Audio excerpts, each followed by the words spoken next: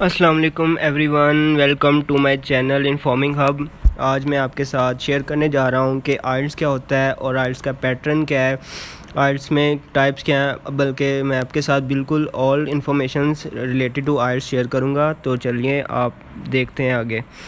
Actually आइल्स क्या होता है, अगर मैं आपको आगे चलने से पहले कहना चाहता हूँ कि अगर आप चाहें तो हमारा चैनल जो है वो सब्सक्राइब कर सकते हैं। आइल्स जो है वो actually international English language test है जो कि आपको रिक्वायर होता है अगर आप स्टडी करना चाह रहे हैं अब्रॉड, तो आपको ये मैंडेटरी होता है। इसके अलावा अगर आप वर्क भी करना चाह रहे हैं तो आइल्स जो है वो मैंडेटरी है।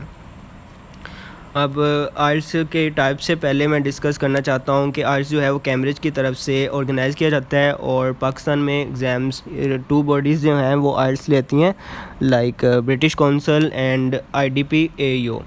और इंडिया में जो है अब वो ब्रिटिश काउंसिल ने अपना होल्ड जो है वो IDP को दे दिया है, तो बट पाकिस्तान में अभी भी IDP एंड ब्रिटिश काउंसिल जो है वो एग्ज़ाम्स ले रही हैं।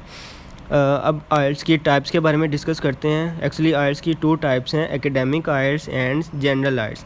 अब एकेडमिक आइल्स क्या है? एकेडमिक आइल्स असल में ये है कि अगर आप एज अ स्टूडेंट जाना चाहते हैं स्टडी के लिए, तो आपको जो है वो एकेडमिक आइल्स करना पड़ता है, और अगर आप प्रोफेशनल हैं यानी आप वर्क के लिए जा रहे हैं तो फिर आपको जनरल आइल्स जो है वो करना पड़ता है। इसमें जो है वो सिर्फ डिफरेंस ये होता है कि राइटिंग एंड रीडिंग में कुछ डिफरेंस होता है, वो मैं आपको आगे चल के बताता हूँ। अब आइल्स के पैटर्न के बारे में डिस्कस करते हैं। एक्चुअली ये होता है कि आइल्स वाले जो हैं वो आपकी 4 स्किल्स जो हैं उनको टेस्ट करते हैं: listening, reading, writing and speaking. IELTS listening के बारे में डिस्कस करते हैं, इसका पैटर्न क्या होता है। एक्चुअली आइल्स लिसनिंग में ये होता है कि आपके पास जो होते हैं वो 4 सेक्शंस होते हैं और आपके टोटल क्वेश्चन जो होते हैं वो 40 क्वेश्चन होते हैं। आपको एक हेडफोन दिया जाता है और आप वो ऑडियो चलती है, उसके रिलेटेड आपने आंसर्स को अटैम्प्ट करना होता है। और इस सेक्शन में जो है वो 10 क्वेश्चन होते हैं। इस तरह जो है वो 4 सेक्शंस को डिवाइड किया गया है। इसके लिसनिंग के क्वेश्चन टाइप्स की बात करें तो इसमें होता है फॉर्म कंप्लीशन होते हैं, MCQs होते हैं, डायग्राम एंड मैचिंग हेडिंग्स होती हैं।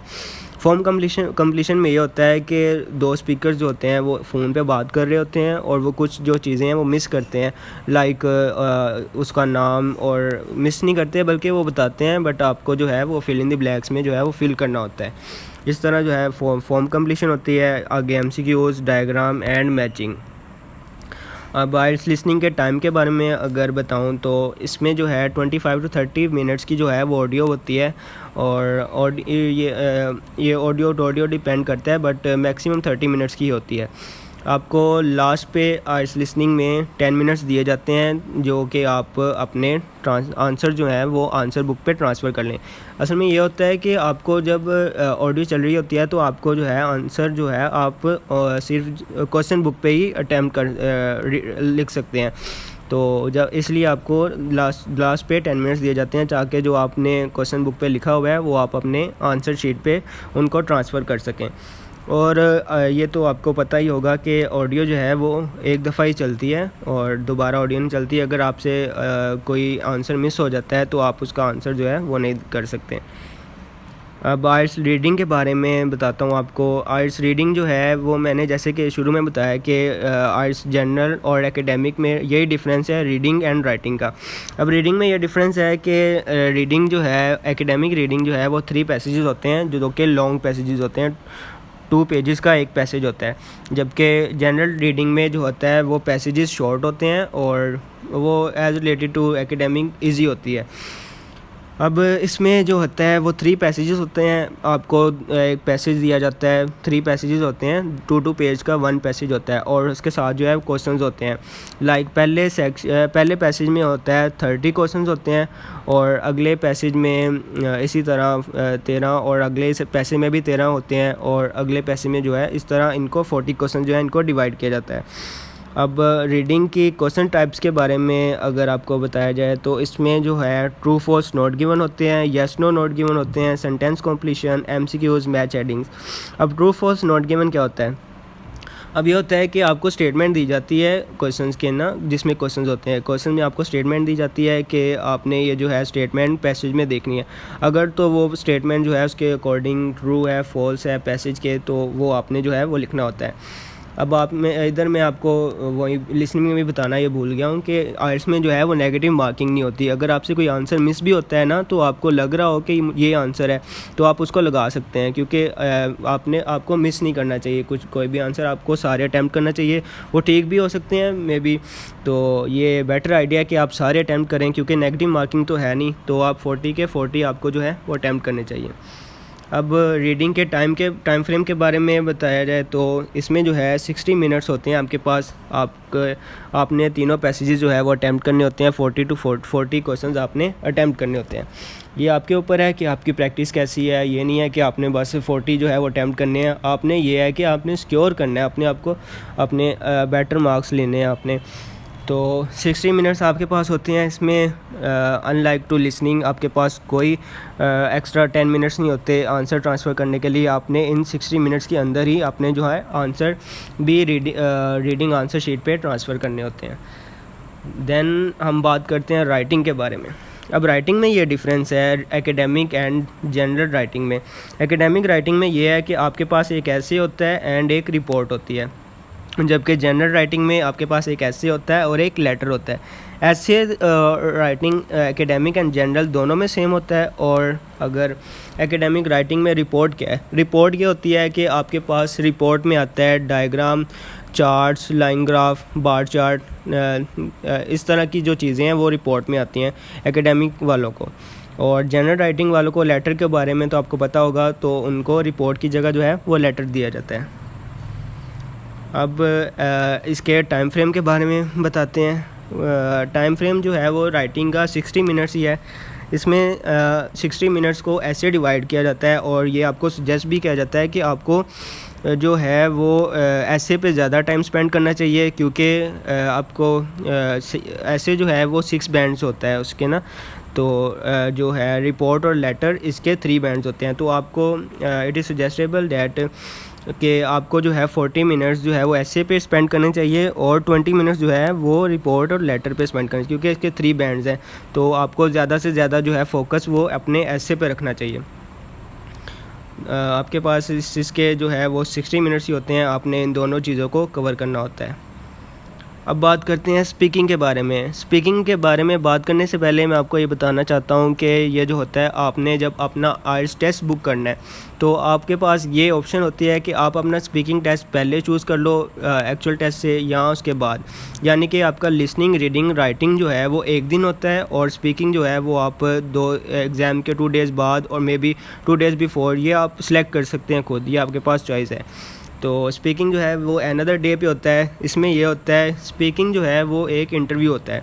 इसमें 3 सेक्शंस होते हैं। इसकी जो डिवीजन टाइप्स होती है वो कुछ इस तरह से होती है कि इसके part 1, part 2 and part 3। Part 1 में ये होता है कि एग्जामिनर जो है वो आपसे जनरल क्वेश्चंस पूछता है about yourself, like what's your name, from where you come, what is your home town, where is your home town, like this kind of questions होते हैं। ये कोई 7-8 क्वेश्चंस होते हैं। और उसके बाद एग्जामिनर जो है वो आपको एक क्यू कार्ड देता है, वो आपने उसके ऊपर बोलना होता है। और पार्ट 3 में ये होता है कि एग्जामिनर जो है वो क्यू कार्ड से रिलेटेड, जो आपने क्यू कार्ड में बताया होता है उसके रिलेटेड आपसे क्वेश्चंस, क्रॉस क्वेश्चनिंग जो है वो करता है कि why do you think like this, what it would be in future, this kind of questions होते हैं। आगे स्पीकिंग का जो टाइम है ये होता है 11 to 14 मिनट्स का इंटरव्यू होता है आपका एग्जामिनर के साथ। आप एक कमरे में होते हैं, एग्जामिनर और आपसे 11 to 14 मिनट्स का जो है वो आपसे इंटरव्यू लेता है। इसमें यह है कि शुरू के जो 7-8 क्वेश्चन होते हैं, उसके बाद जो क्यू कार्ड होता है, क्यू कार्ड के लिए आपके पास होते हैं 3 मिनट्स टोटल। 2 मिनट्स ये है कि 2 मिनट्स एग्जामिनर कहता है कि आपके पास 1 और 2 मिनट्स है, आपने इस क्यू कार्ड के ऊपर बोलना है। अब 1 मिनट ये होता है कि आपके पास एग्जामिनर क्यू कार्ड देता है और आपको एक पेन और पेपर देता है कि अगर आप चाहते हैं तो आप अपने कोई नोट्स वगैरह बना सकते हैं जिसके ऊपर आपने बोलना है क्यू कार्ड के ऊपर। तो आप अपने नोट्स बना सकते हैं। देन आपके पास 1 और 2 मिनट्स होते हैं, आपने अपने क्यू कार्ड के ऊपर बोलना होता है। इस तरह ये 11 to 14 मिनट्स का जो इंटरव्यू है वो चलता है। आगे जो है मैं आपको बैंड्स, स्कोर्स के बारे में, आइल्स के बारे में बताता हूँ। इसमें यह है कि टोटल 9 बैंड्स होते हैं। अब ईच बैंड्स होते हैं लिसनिंग, रीडिंग, राइटिंग, स्पीकिंग, इनके अलग अलग से 9 बैंड्स होते हैं। ओवरऑल 9 बैंड्स होते हैं। क्योंकि आपको रिक्वायर्ड होता है, कुछ को 8777 और कुछ को लाइक E6, जैसे कि आपको रिक्वायर्ड हो तो फिर ये उसके अकॉर्डिंग होता है।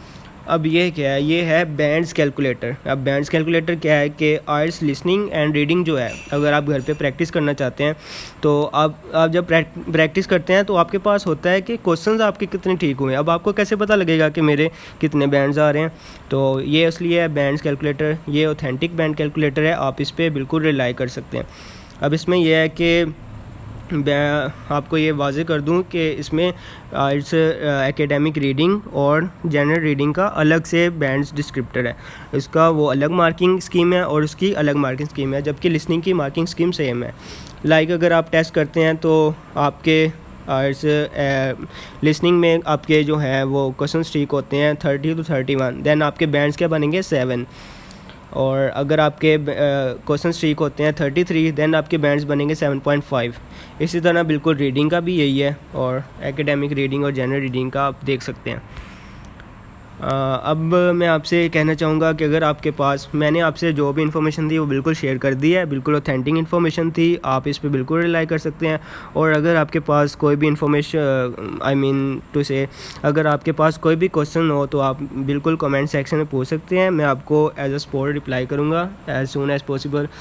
और अगर आपको ये इन्फॉर्मेशन यूज़फुल लगी हो तो आप इसको लाइक कर सकते हैं, क्योंकि ये मुझे मोटिवेट करेगी ताकि मैं आपके लिए और भी वीडियोस बना सकूं। और अगर आपको और भी कुछ भी आइल्स के बारे में और किसी भी चीज़ के बारे में जानना हो तो आप कमेंट सेक्शन में मुझसे पूछ सकते हैं।